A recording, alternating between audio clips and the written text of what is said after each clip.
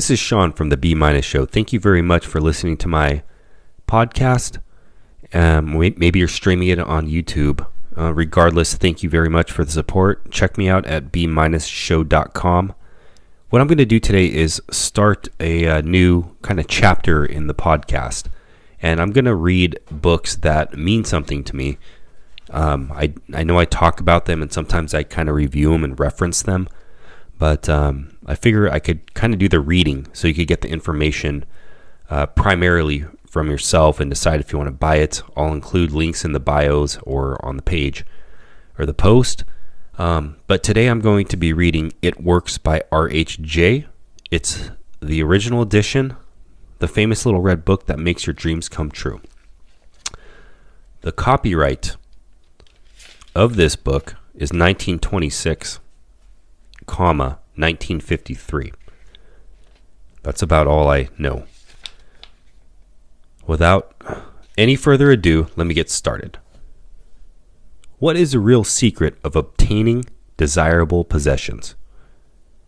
Are some people born under a lucky star or other charm which enables them to have all that which seems so desirable? And if not, what is the cause of the difference in conditions under which men live? Many years ago, feeling that there must be a logical answer to this question, I decided to find out, if possible, what it was. I found the answer to my own satisfaction, and for years have given the information to others who have used it successfully. From a scientific, psychological, or theological viewpoint, some of the following statements may be interpreted as incorrect, but nevertheless, the plan has brought the results desired to those who have followed the simple instructions, and it is my sincere belief that I am now presenting it in a way which will bring happiness and possessions to many more. If wishes were horses, beggars would ride, is the attitude taken by the average man and woman in regard to possessions. They are not aware of a power so near that it is overlooked, so simple in operation that it is difficult to conceive, and so sure in results that it is not made use of consciously or recognized as the cause of failure or success. Gee, I wish that were mine, is the outburst of Jimmy, the office boy, as a new roadster goes by. And Florence, the telephone operator, expresses the same thought regarding a ring in the jeweler's window, while poor old Jones, the bookkeeper, during the Sunday stroll, replies to his wife, "Yes, dear, it would be nice to have a home like that, but it is out of the question. We will have to continue to rent." Landham, the salesman, protests that he does all the work, gets the short end of the money, and will someday quit his job and find a real one. And President Bondum, in his private sanctorum, voices a bitter tirade against the annual attack of hay fever. At home, it is much the same. Last evening, father declared that daughter Mabel was headed straight for disaster, and today, mother's allowance problem and other trying affairs fade into insignificance as she exclaims, "This is a last straw. Robert's schoolteacher wants to see me this afternoon. His reports are terrible. I know, but I'm late for bridge now. She'll have to wait until tomorrow." So goes the endless stream of expressions like these from millions of people in all classes who give no thought to what they really want, and who are getting all they are entitled to or expect. If you are one of these millions of thoughtless talkers or wishers, and would like a decided change from your present condition, you can have it. But first you must know what you want, and this is no easy task. When you can train your objective mind, the mind you use every day, to decide definitely upon the things or conditions you desire, you will have taken your first big step in accomplishing or securing what you know you want. To get what you want is no more mysterious or uncertain than the radio waves all around you. Tune in correctly and you get a perfect result. But to do this, it is, of course, necessary to know something of your equipment and have a plan of operation. You have within you a mighty power, anxious and willing to serve you, a power capable of giving you that which you earnestly desire. This power is described by Thomas J. Hudson, Ph.D., LL.D., author of The Law of Psychic Phenomena, as your subjective mind. Other learned writers use different names and terms, but all agree that it is omnipotent. Therefore, I call this power Emmanuel, God in us. Regardless of the name of this great power, or the conscious admission of a God, the power is capable and willing to carry to a complete and perfect conclusion every earnest desire of your objective mind, but you must be really in earnest about what you want. Occasional wishing or half-hearted wanting does not form a perfect connection or communication with your omnipotent power. You must be in earnest, sincerely and truthfully desiring certain conditions or things, mental, physical, or spiritual. Your objective mind and will are so vacillating that you usually only wish for things and the wonderful, capable power within you does not function. Most wishes are simply vocal expressions. Jimmy, the office boy, gave no thought of possessing the red roadster. Landum, the salesman, was not thinking of any other job or even thinking at all. President Bondum knew he had hay fever and was expecting it. Father's business was quite likely successful, and Mother no doubt brought home first prize from the bridge party that day. But they had no fixed idea what they really wanted their children to accomplish and were actually helping to bring about the unhappy conditions which existed. If you are in earnest about changing your present condition, here is a concise, definite, resultful plan with rules, explanations, and suggestions. The plan. Write down on paper in order of their importance the things and conditions you really want. Do not be afraid of wanting too much. Go the limit in writing down your wants. Change the list daily, adding to or taking from it until you have it about right. Do not be discouraged on account of changes, as this is natural. There will always be changes and additions with accomplishments and increasing desires. 3 positive rules of accomplishment. Number 1. Read the list of what you want 3 times a day, morning, noon, and night. Number 2. Think of what you want as often as possible. Number 3. Do not talk to anyone about your plan except to the great power within you, which will unfold to your objective mind the method of accomplishment.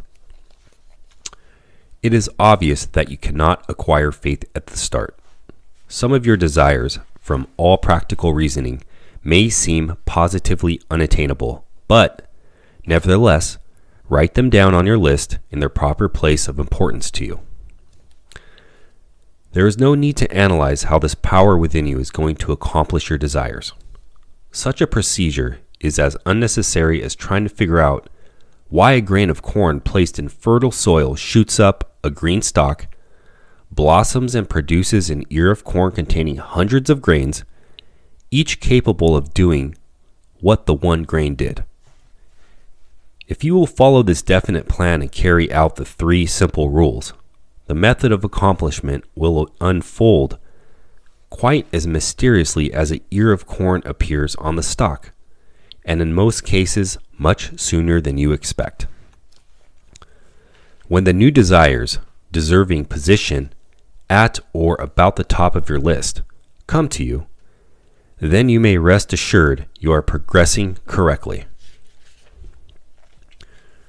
Removing from your list items which at first you thought you wanted is another sure indication of progress. It is natural to be skeptical and have doubts.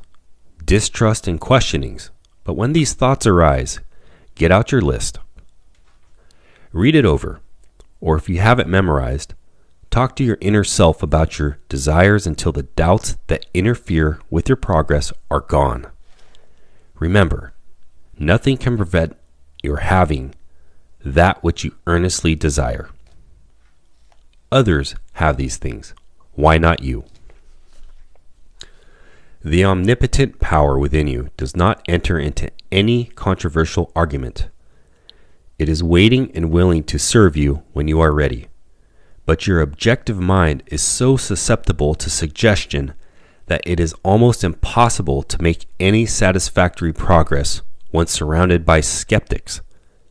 Therefore, choose your friends carefully and associate with people who now have some of the things you really want, but do not discuss your method of accomplishment with them. Put down on your list of wants such material things as money, home, automobile, or whatever it may be, but do not stop there. Be more definite. If you want an automobile, decide what kind, style, price, color, and all the other details, including when you want it. If you want a home, plan the structure, grounds, and furnishings. Decide on location and cost. If you want more money, write down the amount. If you want to break a record in your business, put it down. It may be a sales record. If so, write out the total, the date required, then the number of items you must sell to make it. Also list your prospects and put after each name the sum expected. This may seem very foolish at first, but you can never realize your desires if you do not know positively and in detail what you want and when you want it. If you cannot decide this, you are not in earnest. You must be definite, and when you are, results will be surprising and almost unbelievable. A natural and ancient enemy will no doubt appear when you get your first taste of accomplishment. This enemy is discredit, in form of such thoughts as, "It can't be possible. It just happened to be. What a remarkable coincidence." When such thoughts occur, give thanks and assert credit to your omnipotent power for the accomplishment. By doing this, you gain assurance and more accomplishment, and in time, prove to yourself that there is a law which actually works at all times when you are in tune with it. Sincere and earnest thanks cannot be given without gratitude, and it is impossible to be thankful and grateful without being happy. Therefore, when you are thanking your greatest and best friend, your omnipotent power, for the gifts received, do so with all your soul and let it be reflected in your face. The power of what it does is beyond understanding. Do not try to understand it, but accept the accomplishment with thankfulness, happiness, and strengthened faith. Caution. It is possible to want and obtain that which will make you miserable, that which will wreck the happiness of others, that which will cause sickness and death, that which will rob you of eternal life. You can have what you want, but you must take all that goes with it. So in planning your wants, plan that which you are sure will give to you and your fellow men the greatest good here on earth, thus paving the way that the future hope beyond the pale of human understanding. The method of securing what you want applies to everything that you are capable of desiring, and the scope of being so great. It is suggested that your first list consists of only those things which you are quite familiar, such as an amount of money or accomplishment, or the possession of a material thing. Such desires of these are more easily and quickly obtained than the discontinuance of fixed habits, the welfare of others, and the healing of mental or bodily ills. Accomplish the lesser things first. Then take the next step, and when that is accomplished, you will seek the higher and really important objectives in life. But long before you reach this stage of your progress, Many worthwhile desires will find their place on your list. One will be to help others as you have been helped. Great is the reward to those who help and give without thought of self, as it is impossible to be unselfish without gain. In conclusion, a short while ago, Dr. Emil Koo came to this country and showed thousands of people how to help themselves. Thousands of others spoofed at the idea, refused his assistance, and are today where they were before his visit. So with the statements and plan presented to you now. You can reject or accept. You can remain as you are or have anything you want. The choice is yours, but God grant that you may find in this short volume the inspiration to choose right. Follow the plan and thereby obtain, as so many others have, all things, whatever they may be, that you desire. Read the entire book over again, and then again. Memorize the 3 simple rules on pages 13 and 14. Test them now on what you want most this minute. This book could have extended easily over 350 pages, but it has been deliberately shortened to make it as easy as possible for you to read, understand, and use. Will you try it? Thousands of bettered lives will testify to the fact that it works. The end. And let me go back to page 13 and 14. Those are the 3 simple rules. And I'll read those and conclude out. The 3 positive rules of accomplishment. Number 1, read the list of what you want 3 times each day, morning, noon, and night. Number 2, think of what you want as often as possible. And number 3, do not talk to anyone about your plan except to the great power within you, which will unfold to your objective mind the method of accomplishment.